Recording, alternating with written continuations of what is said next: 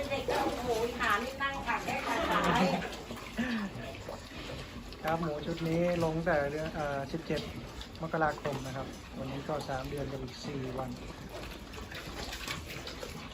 วันนี้21 เมษายน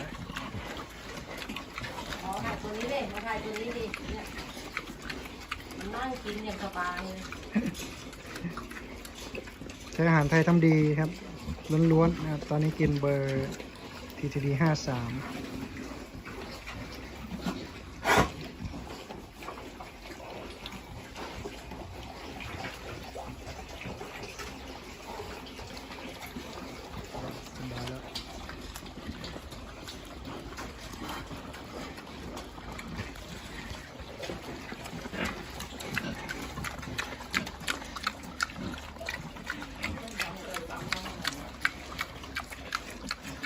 เป็นตาแซ่บเนาะ